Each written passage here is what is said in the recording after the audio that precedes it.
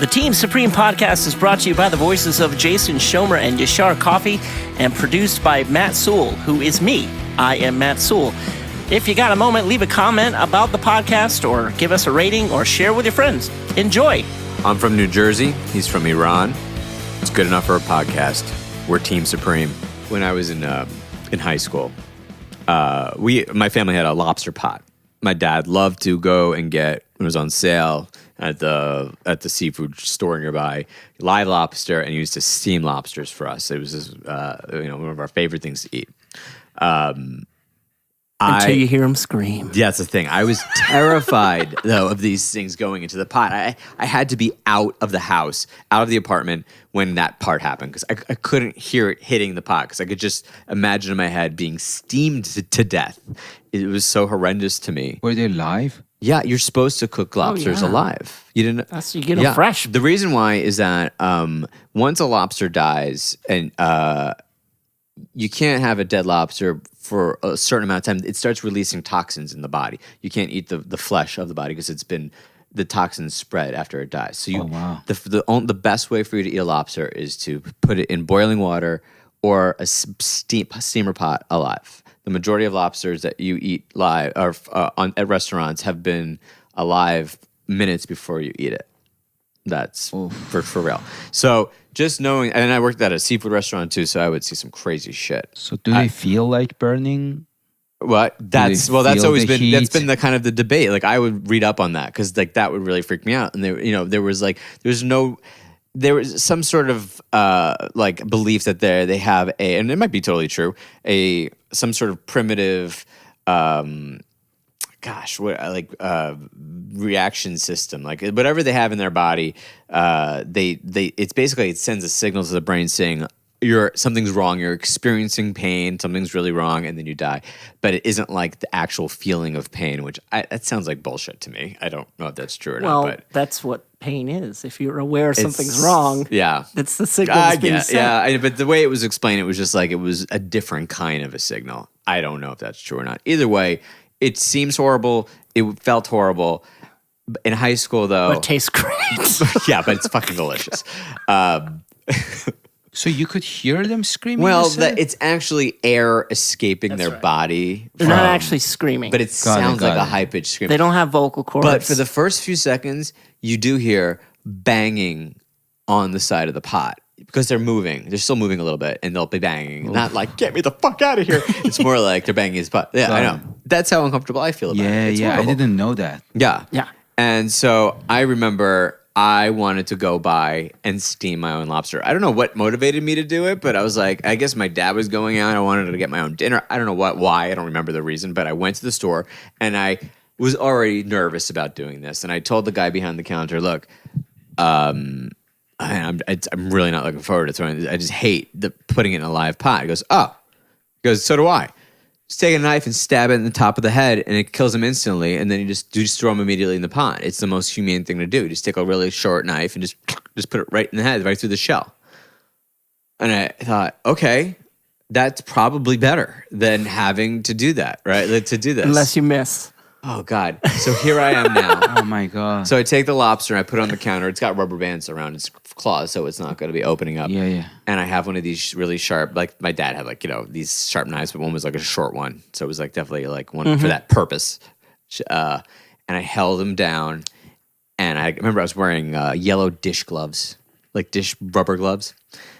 And I took the knife and I was shaking, right? I've never killed anything in my life. And now I'm going to stab an animal in the head for me to eat, right? And I'm shaking and I keep thinking, what if I miss? What if I miss? And I just went 1, 2, 3. And I went down and for some reason, I didn't go down enough. I just went down a little bit. Oof. So you just tapped it on the head? No. I stabbed it. It went through the shell, but it wasn't dead. Right. I didn't kill it. No. I just... mortally wounded it. I seriously injured this lobster by stabbing it in the head. And at a panic, I grabbed it and I threw it in the pot. Where it screamed. Oh, wow. Where it screamed to death. But I was beside myself. Like, I couldn't believe that happened. I felt 10 times worse because I'm like, what if they don't feel anything in the pot, but I just gave it the most excruciating pain ever, the last moments of its life. And I remember when the timer went off, I guess when I threw it in the pot, it had flipped over onto its back. So when I picked up the lid, I just expect seeing a perfectly red sitting lobster that you see in pictures and everything. It looked like it had exploded from the inside to me because it was just its belly, which is all fins and all these craziness, and it looks nothing like a lobster when it's upside down. And I screamed so freaking loud and dropped the top of the pan. I remember it smashing on the glass table that we had in the kitchen, and it just being, and I fucking ate that lobster. Damn. Like While crying. just being totally traumatized from that one meal. You look traumatized from that story. Yeah, I never knew that. You know I that? never knew that. Like, Yeah. You're gonna love this one. When I worked at that seafood restaurant, they had a special dish called firecracker lobster, which was a half of a lobster. Came with like all these vegetables and stuff, and it was like super spicy or whatever. And they made it like a nice presentation. But the way they make it a half of a lobster is they take the lobster and they divide it on a table saw while it's alive. Well, that is a bummer. So I had no idea they did that. And I saw that for the first time, and the only time I watched it, they took a lobster, they went right up the middle, and the two sides of the lobster walked away from each other until it finally fell over. damn. That was a thing of nightmares. That's like Nightmares. That's Guillermo del Toro shit right there. Oh yeah. I couldn't believe I saw that. Like that was the That's worst the greatest. I'm gonna be God. that for Halloween. thing. We each be one half One of a half of lobster, a lobster. and you're the table saw.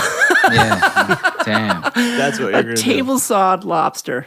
You see, like if in that moment, a guy wearing if a guy wearing a MAGA hat enters that kitchen with a machine gun, plows through whoever is cutting that lobster and people around it, I may come in my pants from joy. Like, that's the level of empathy I have. I mean, I don't know, but Here's what isn't having a full table saw a little bit overkill? Like maybe a bandsaw? You need a table saw? Well, I mean, it wasn't one of those big giant wheels. Oh no. It was like one of those stick up. okay, so it was like a bandsaw. Yeah, I see what you're saying. Okay, yeah. So, but it was a table. Yeah. And it was a saw. To me, that's a fucking table saw. Gotcha. Yeah. So that's what. But it's interesting though, like how especially in different cultures, like they're so a lot of chefs are so desensitized to that kind of thing. Yeah. Because like all they're doing is just, especially in I think in the seafood world is where it's all about well, I worked at that same seafood restaurant I'm telling you about, and there were these Japanese businessmen that would come in every once in a while.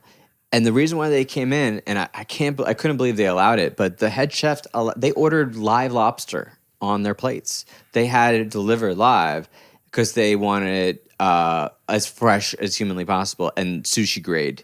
And apparently it tastes, like completely, it's a delicacy at some point. And they would go immediately first for the brain, the head part of it, the inside parts, not the traditional meat parts. The tail. Yeah. They went right to the middle, the organs and the brains, and they ate that shit as soon as they killed them on the plate. And we would all hide behind the table and watch the whole meal because we were all of us just shocked what we were watching. But it just was like they were having a regular dinner. Yeah. well, I guess that makes me a hypocrite for like hating those people that much because I eat meat and I have seen videos of slaughterhouses Sure. or butchers like going at it with an animal, like beheading them or. I really once in a while will come across from those videos by accident, and it bums me out. Oh, it's the worst. And yet you eat it 10 minutes later. You're eating that animal somehow. Yes, yeah. Yeah. But I get it. Yeah, the videos are just, and it's like, I would never watch that shit on purpose. But you're right. It's like you got, oh my God, how could you do that? And then you eat a burger And then I eat a have no burger, idea yeah. how it. And I get. Well, those new burgers, the Impossible Burgers. Apparently, I've had people that have had them. They're fucking beside themselves. Have you seen though what they do to the plants before they turn them into burgers? It's fucked up. Psychological I know. damage before they lock them in a They room. put them in a greenhouse and they play nothing but Slayer just for hours. Just for in the hours. dark before they grind it up. But they leave the top part. They leave the flour. They leave the flour to watch its own body turn into a burger. Oh wow. It's a nightmare. What food or foods would you say you look back to your childhood? What represents your childhood the most from your family or where you grew up? Well, I think that would be kebab. Kebab. Kebab, yeah.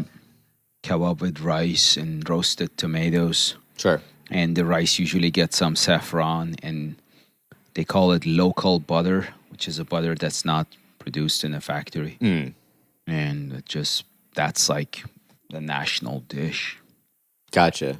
Was that mostly made from in your family, or was it bought and brought in for the most part, or? I mean, both. Like Both. There were restaurants that they were just specialized in kebab, Right. like with ground beef, with just like regular beef, Yeah. kind of like shish kebab, Sure. steak. And also like then we had chicken kebab but we also had a lot of like stews, like eggplant stew. There's this one kind of stew that I don't have the name for it in English. It's mostly vegetables. They sell it in Glendale, the Rafi restaurant, the Armenian restaurant. So, and those were like the main dishes that we liked. But sometimes, as I mentioned, since we were very close to the Caspian Sea, they would bring caviar, but that was extremely expensive. Right. So that was like a novelty. I love that food. That was one of Oh, the yeah. wonderful surprises about moving to LA. Was like, wow, like that's a lot of that food is so good. Yeah. Oh, yeah. Like kebabs and stuff you're talking Kebabs? about? Yeah. Oh, yeah. Yeah. It's delicious. Mediterranean. And it's, but yeah. it's it's Out here. in it's- Florida I'd get the whatever, Sure.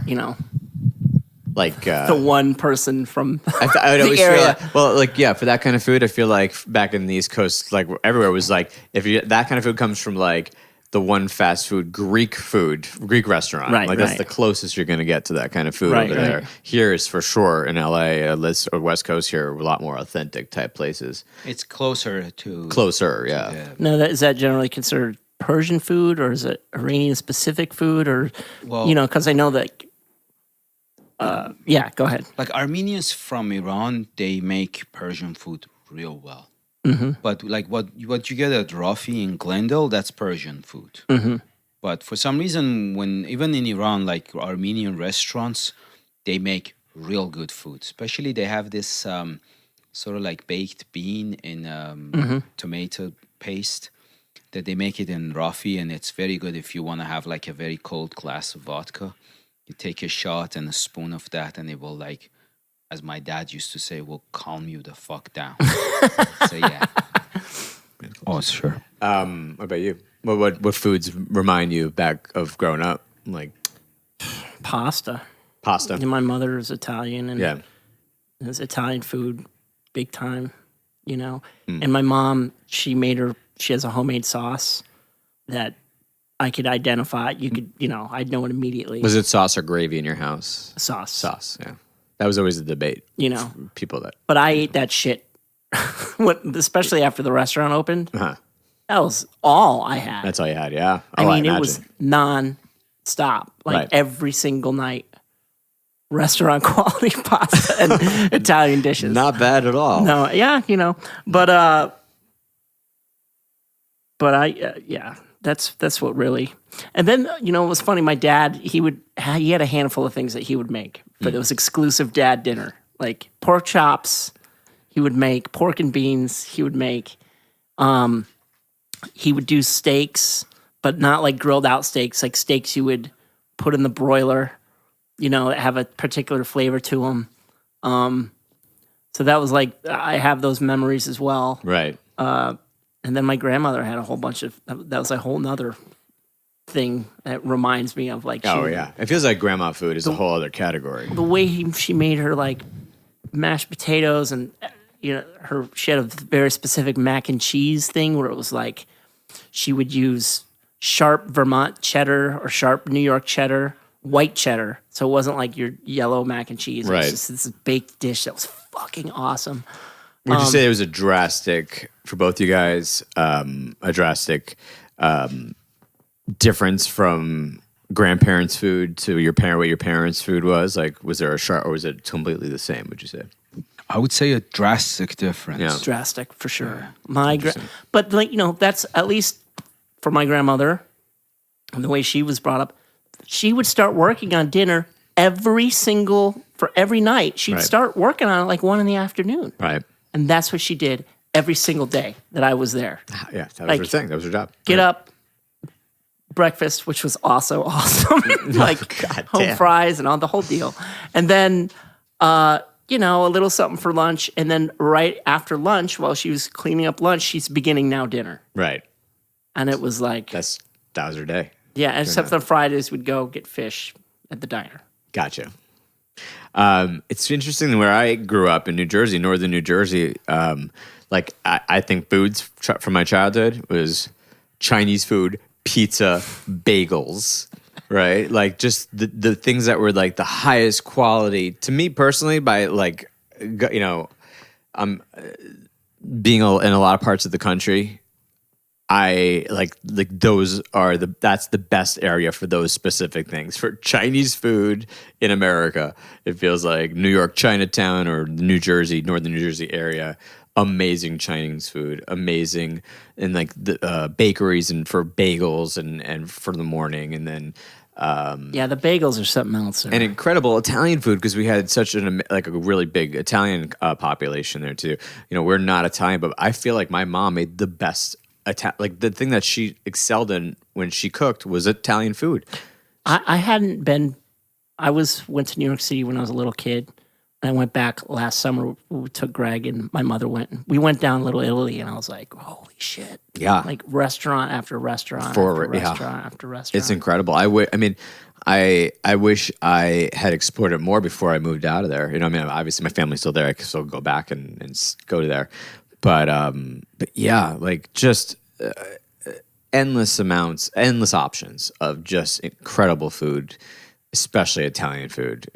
That's what I remember growing up. But it's interesting. Both my parents, you talk about like, foods from, I had a lot of friends that because they were Italian or because they were Asian, that food to them was not only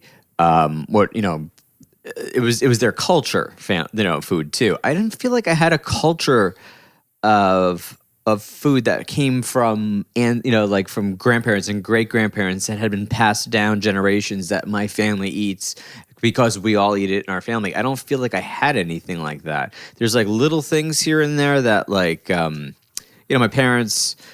I guess my parents, they came over from Europe and they were, European Jews. They lived in Brooklyn and then they moved, to Manhattan and then New Jersey.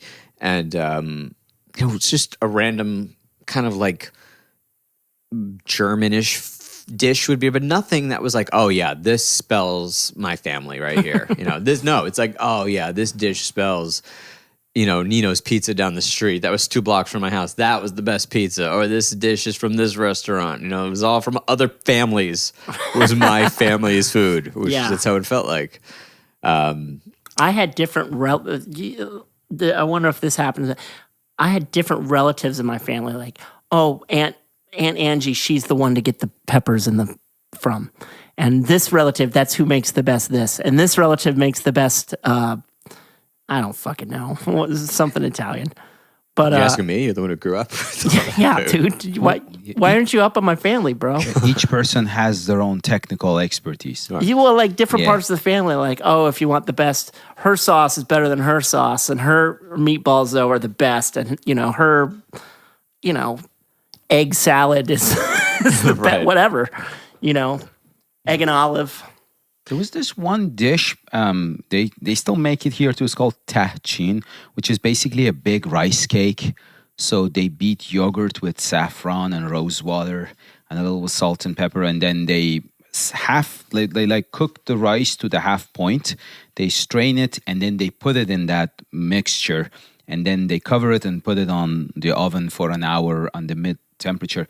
And the egg and the yogurt cooks into the rice and it becomes a big cake of rice. And my grandma, I don't know how, or at one point she would put some butters inside of it and it will get this greasy big like savory dish, like savory rice, and then she would cover it with barberry, which is a very sour sort of berry that you cook in oil and add sugar to it. So it was like really good. Sounds like a fair or street food that's like that really great. Exactly, yeah.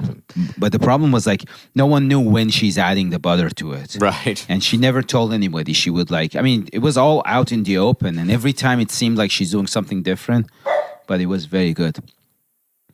Gotcha. But that was my grandma's technical expertise. Like that rice was just hers. Yeah. My grandmother just made a lot. I felt like a lot of weird shit.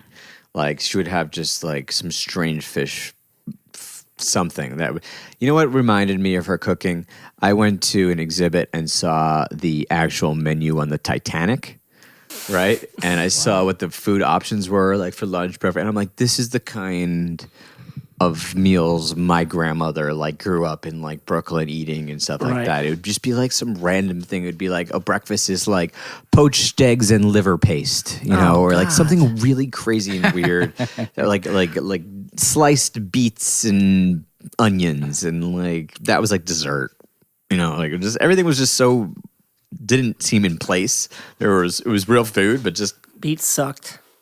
I really was able to determine what I was going to like the rest of my life by the side dishes my grandma would serve. Lima beans, fuck that. Beets, go to hell. Oh, Corn? All right, we can do corn tonight.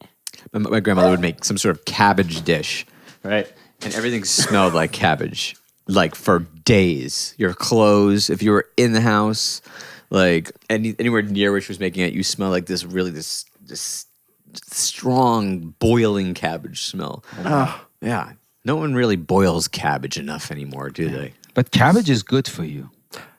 I can't stand It cabbage. smells like it's good for you, Yeah. for sure. There's a Russian soup, borscht. I've had which is borscht. That was cabbage. my grandmother would make borscht. Yeah. Like, I think she had some sort of Russian connection somehow. Borscht is very good. My grandma, one of my grandmas, she was, of course, she was, we're all Iranians, but at one point she lived in a territory that later on became a part of like Soviet Union. So she learned some of those like Russian dishes and she made borscht a lot.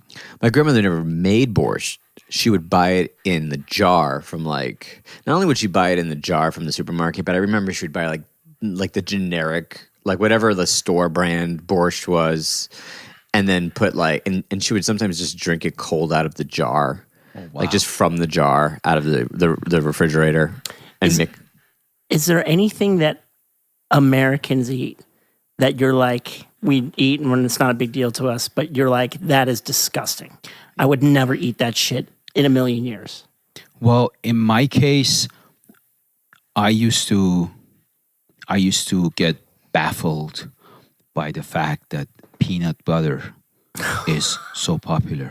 Really? Mind you, now I eat more peanut butter than Americans. Like I should eat it every day.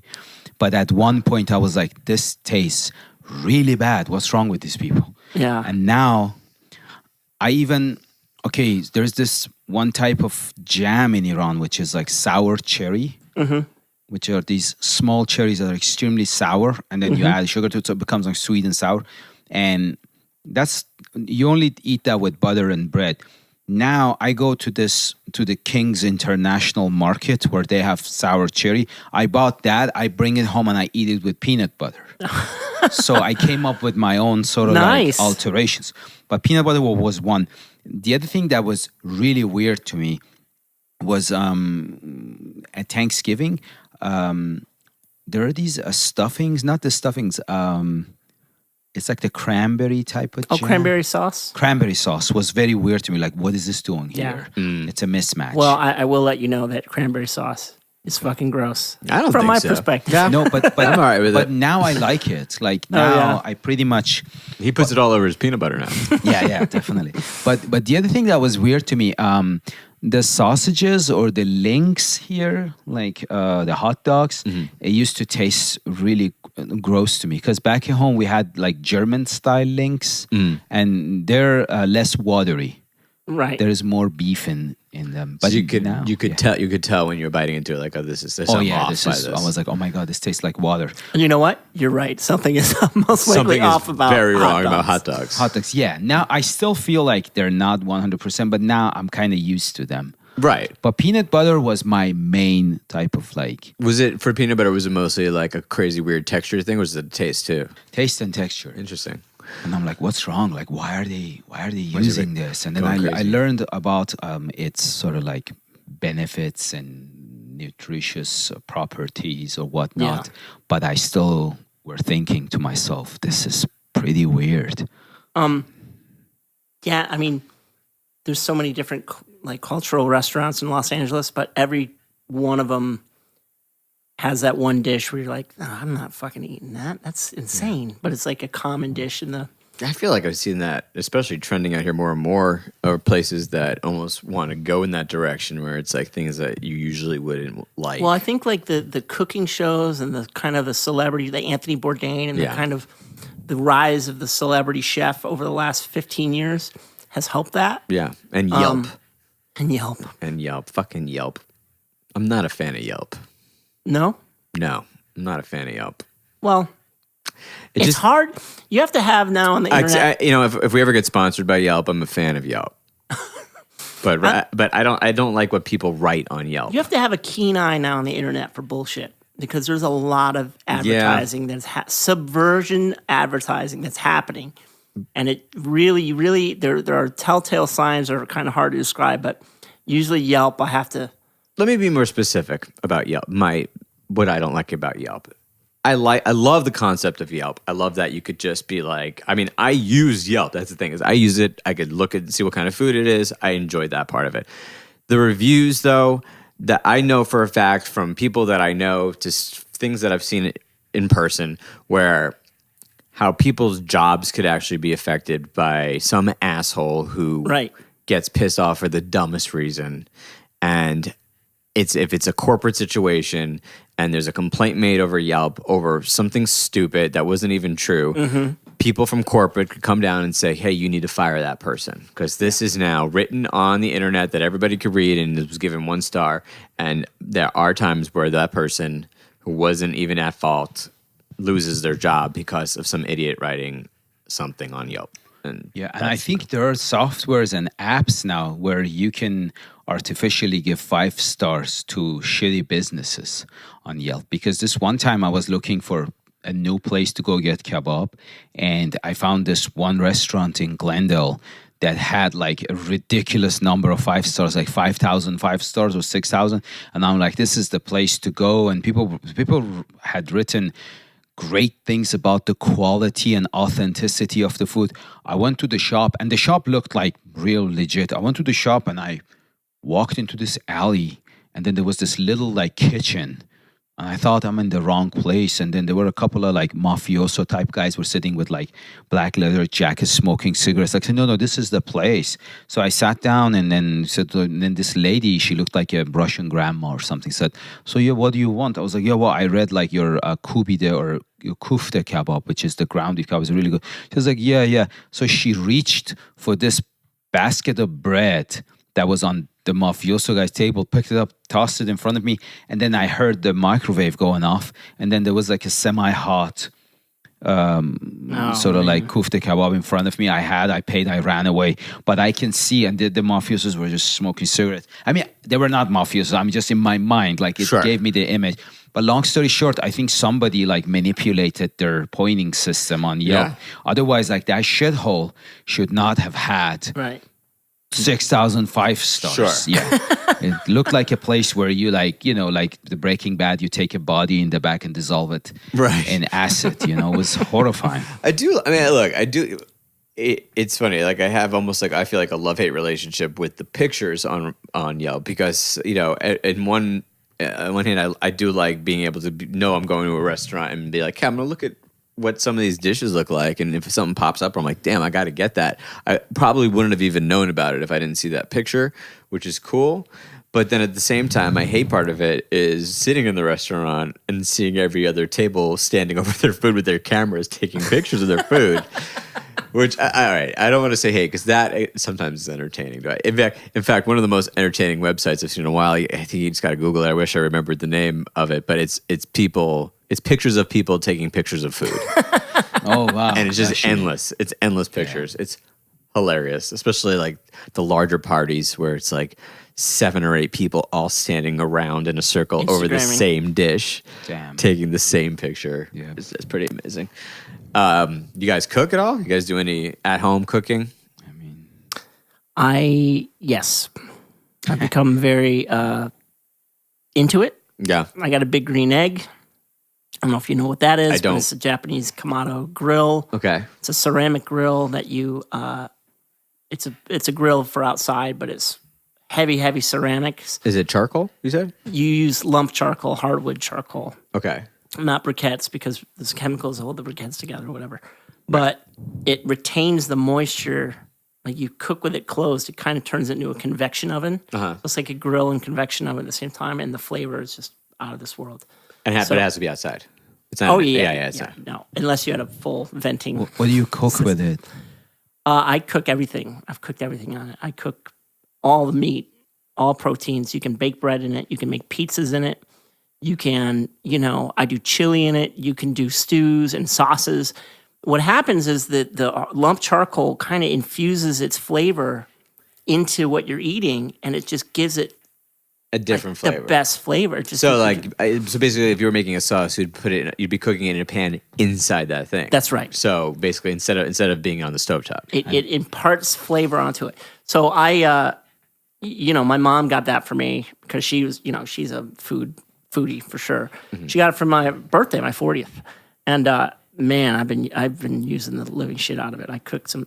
Does it have to be outdoors? Yeah, Okay. It's combustion. It's like it's a charcoal grill, Right. but it's a lump charcoal. Do you do any inside? So the majority of your cooking's outside doing that? I do it a lot, yeah. But yeah, I do inside stuff like any cast iron stuff. I like using cast iron. I got an Instapot. Shout out Instapot. Instapot's great. Send us one. What's in it? What's in Instapot? Instapot is it's like a pressure cooker, but it's a modern pressure cooker that it has settings on it where you can make rice that normally takes an hour. It takes 20 minutes or 10 minutes. Wow.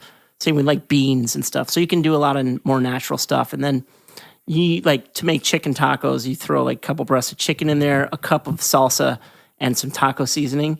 And then after cooking it just like 13 minutes in the pressure cooker, the chicken just falls apart. It's like awesome. It's really cool. Have you seen my brother-in-law is a chef, Dave Kirshner. Shout out to Dave. He's got an incredible private dining company called Dine DK. Check that out. Nice. But he at home, he has this thing, and That sounds like a punk album. Die Decay! I don't know why we both screamed that. 'Cause it was punk rock. Actually, we whispered it. He has this thing, and I can't think of the name. Maybe you know the name. It's basically you pack, like if you're cooking a steak, you cook it to the exact temperature in a sealed bag in boiling water. Yep. It's I forgot. It starts with a V. Vesufalo. Something like that. Really? I Yeah. don't know, something like that. If only there was a way to If look there's it up only this all second. the world's knowledge in a little thing shaped like my Well, phone. what we're about to hear the name of basically keeps it. You know what I'm talking about? No. It basically cooks it to that temperature. Let's say the temperature that you want to get at medium rare. You know the exact temperature for that steak and that size. Mm-hmm. Okay. And then it keeps it at that temperature for as long as you have it in it because it can't cook any more than what that temperature is. Sous vide. Okay. Sous vide. Sous vide. Is it? I think it's sous vide. Yeah, okay, that's what it is. And then when you're ready to eat it, you could sear it off in a pan to get the crust or crusty on that, and it's perfectly cooked in the middle. He made prime rib for me once with doing wow. that. It was like the best. Yeah. I mean, perfectly cooked prime rib. That's somewhere down the line, I was designated the one and only food preparer in my house. I make breakfast for everybody in the morning every day, except one day a week where I get to sleep in a little. But for the most part, I'm making for breakfast for the kids before school, for me and my wife. And making, well, I guess kids have lunch at school, but at night I'm making dinner for everybody. For nights that I'm not even going to be home, I make dinner so that dinner is ready in the refrigerator to be eaten at night. And I am not complaining because I really enjoy cooking. Oh. I find it completely relaxing and just almost like therapeutic. I think I come up with ideas for, for things that for scripts, for writing, for comedy all the time while I'm cooking. Just my brain sort of opens up. That, or I listen to a podcast, or I listen to music, whatever. It just relaxes me and I love doing it. But I love getting, I want to start getting more and more little toys like that Vusifois You that should we were get just an talking Instapot about. for sure. An Instapot. I don't even know what that is. And the thing, look it up. Is it like a slow cooker? Kind of? Similar. You can slow cook in it, Because I have a slow cooker. which also is a great thing to have. Is a great thing. So we had slow cooker back at home. My question is, have you guys ever had a George Foreman grill? Oh, yeah. Yes. Multiple. I just threw my George Foreman grill out that I had for 20 years because ultimately, for the last 15 years of its existence, it was just the bacon cooker. Oh, okay. I only cooked bacon on it. I didn't cook anything else. Big step throwing it away. Yeah, That's the equivalent of throwing it away like a PlayStation 1, finally. I know. But because I have a fucking awesome thing outside. Everything, and you have everything else have that it everything used to else. do for you when it you was lived alone in an convenient. apartment, yeah. Exactly. Yeah. Did you? I found this. This is the dish my grandma used to make. Oh, yeah, look at that. It kind of looks like it's Like the baked Persian rice. Yeah. How do you pronounce it? Tachin. Tachin. They sell it in Westwood. If you go to this restaurant, Shamshiri, they sell Looks that. like a giant That looks good. flan. Yeah. That That looks dessert flan. Exactly. Looks like one big flan on our. And this is totally irrelevant, but since you mentioned therapeutic, this may have to get deleted, what I'm about to say. But I knew this one guy went to high school together, like a pretentious asshole, and he moved to Minnesota. And one time he was telling me, he was just talking about this professor guy who's like a friend of his dad, and everything he said about that guy seems like this guy is one of those fucking Iranian guys who have a PhD, so he thinks he's better than anybody else. He's a professor, like in Novorisha, third world guy with an education. And he told me one time, he said, yeah, this friend of my dad, he cooks a lot because he says it's therapeutic. And then I lost it. I said, no, you know what's therapeutic to him? If he finds a dick and suck it for 5 hours, because that way it'll put him into peace. This pretentious piece of shit. No, man, this is my dad's friend. I was like, well, fuck your dad's friend. Okay, let's talk about something else. And from that point forward, our friendship died, which I'm really happy about it. Yeah. Wow. Sounds like a positive. Yeah. ending, right? Sorry, this was totally irrelevant. No, it's totally relevant. Yeah, when he said he's like cooking, like he goes to the butcher shop, say, "What's fresh here today? Do you have fish?" I was like, "No, the only fresh thing in this is a dick in his mouth, sucking it." Was fuck you, that's from yeah. It was kind of intense. Yeah. 10 years ago that happened. I would say. but I'm really proud of myself for saying that because I couldn't take it anymore. That's great. Where's your favorite in all your travels? Your favorite place to eat? City, town, country? It's interesting for this country for me because I toured with a comedy show for 4 years all over the United States. We did every state. Yeah, the Dick Tickle Laugh Hour. Yeah, it was pretty much the time of my life. And it was interesting experiencing the different foods around the country. The most interesting part of it was what the locals considered the best food. Like what was you have to, we always would ask, what do we got to eat in this town? What do we have to eat? You tell us. We had never been here. And it was interesting to see what the choices were and what also your expectations of what it is. Like we went somewhere right in the middle of the country. I forgot, maybe it was like Wyoming or something like that. And we went to this small town. We were doing a show at whatever, at the college nearby. And they put us up there in this town, and we went into town. Said, and everyone's like, "You gotta have the tenderloin. Tenderloin's amazing here. Wherever you go, have a tenderloin." And I'm thinking, like a filet mignon, some sort of great steak. I was really excited about a good steak.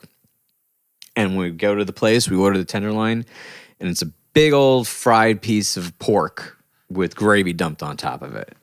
And that was that was what everybody in town calls the tenderloin to eat. You gotta get the and mind you, it was freaking delicious. It was, 10,000 calories or whatever it was, and it was great. But But also like the different parts of the country, to see what they thought was quality. But I think the best food wise, the best experience traveling around, man,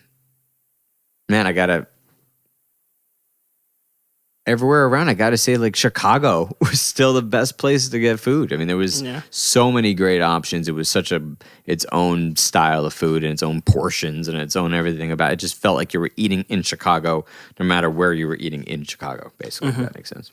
What about you?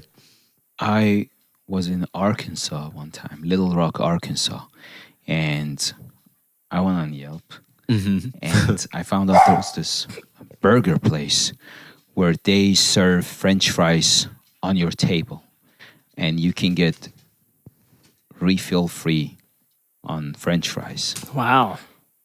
Man, needless to say, it was amazing. The fries, the burger, and they had these samples of their ice cream, which I guess was made from grass-fed cows' butter. And it was amazing. And in Arkansas, Little Rock, Arkansas, and everybody was so kind and nice and friendly. It was, but setting that aside, the food was amazing. There was this one guy, I think he was drunk, but he would go around in the restaurant and he would come to the table and say, fries, fries. And then he would pick up a portion and put it on this napkin on your table. I like that sound. You? I haven't really done a lot of traveling, but on my honeymoon in Hawaii, I had some amazing fish. Just I should hope so. spectacular. Yeah. Like I was like, I never had seafood like this. Yeah. Probably because most of the shit I buy is previously frozen from the grocery store, Right. you know? And there it's practically jumping out of the water into your mouth. That's right. You're right that was there. really good. I liked the sea bass. It was Yeah. just like, oh my God, this is the greatest. Yeah. I should Texas stuff like that kind of foods. It's whole when we're talking about meats. That's For sure. going through There's Texas. there's so many great spots here too. And it felt like in Texas, like we talk about like animals and all that stuff. I don't know if this makes sense, but when we were in Texas and we'd go from like restaurant area, I also have family in Texas, so I've been down there too for family, and it feels like the animals, like the cattle and the ranchers and the restaurants, they're all in the game together. It feels like the cows there are like, yeah, I'm steak. That's what I do. I'm steak. Right. I'm in Texas. I'm steak. And they're okay with it. That's what it feels like. So that harmony together, all just, Yeah. just. That's some next level shit, man. Thanks, man. That's some harmonious stuff. Yeah, You guys want to split some lobsters in half? Let's do it. let's do it. Only if we have industrial machinery to do it. Not a table saw. I'd say, what's it called? A bandsaw? A bandsaw. Jigsaw. Maybe a jigsaw. That's what it's called? It could be. Depends on if it was going up and down or if it was a belt that was spinning. Definitely going up and down. Yeah. Jigsaw. Yeah, for sure. One of those sides looked at me before it fell down. On that note, Team Supreme. Team Supreme.